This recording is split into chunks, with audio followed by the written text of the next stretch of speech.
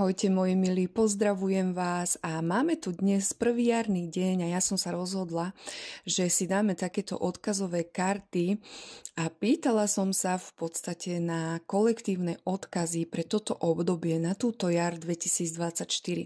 Pýtala som sa, že čo máme robiť, kam máme dávať svoju pozornosť, alebo teda kam upriamiť našu myseľ, naše srdce a jednoducho, čo si máme počas tejto jary 2024, počas tohto obdobia, čo si máme uvedomiť. Takže vyber si kartu, toto je karta číslo 1, toto je karta číslo 2, toto je karta číslo 3 a toto je karta číslo 4. Vypadli mi 4 karty a jar 2024 a vaše odkazy a toto je karta číslo 1. A táto karta hovorí, aby ste v tomto období dávali s láskou a otvoreným srdcom. Je jedno, čo budete dávať, či to budú hmotné veci, alebo názor, radu, či svoje dary, no dávajte to v láskavej pomoci a v liečení a v súlade so sebou. Ak to tak nebudete jednoducho cítiť, tak si dovolte povedať nie. Sústredte sa na svetlo a šľachetnosť, iba keď to bude s vami súznieť. V tomto období si dovolte mať to aj opačne, že keď budete potrebovať pomoc, nebojte sa o ňu si požiadať. Karta číslo 2, nech sa páči. A toto obdobie samé o sebe hovorí o púšťaní a prijatí novej energie vo forme nového prírodného cyklu.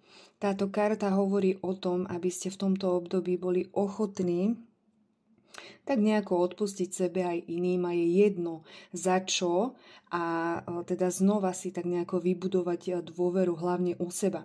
Keď ste si vybrali túto kartu, určite je niečo vo vašom živote, čo potrebuje odpustenie. Odpustenie neznamená zabudnúť, ale teda odpustenie znamená pozerať sa na túto situáciu, na toho človeka s vnútorným pokojom. A teda spomienka na kvázi tú krivdu vás už nedokáže vyviesť z miery. Číslo 3. A teda táto karta hovorí o očiste negatívnych a deštrukčných myšlienok a programov. Počas tohto obdobia máte dať pozornosť otvorenému srdcu a prijať všetko také, aké to je.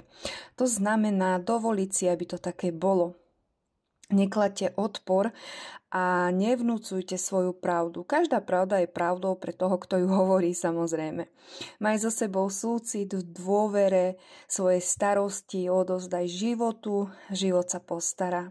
Buďte k sebe úprimní a správajte sa k sebe samému pekne. Ďalšiu kartu, tu máme kartu číslo 4 a táto karta hovorí o tom, že sa prebudil vo vás nový plameň, vášnivý plameň. Uchopte túto silu a teda dajte aj tvorivý potenciál alebo teda takú tvorivú hodnotu. Vložte túto vášeň do tvorby, cez toto obdobie sa naučíte pustiť starosti alebo aspoň sa na ne pozerať s nadhľadom. Neuhasínajte taký ten svoj oheň, ktorý sa rozpína a jeho úlohou je, aby ste sa zastavili v energii nadšenia a zostali v tej energii a v tvorivosti. Nájdete si niečo, čo vás baví a čo vás naplňa. Že ja vám prajem krásne obdobie jary 2024.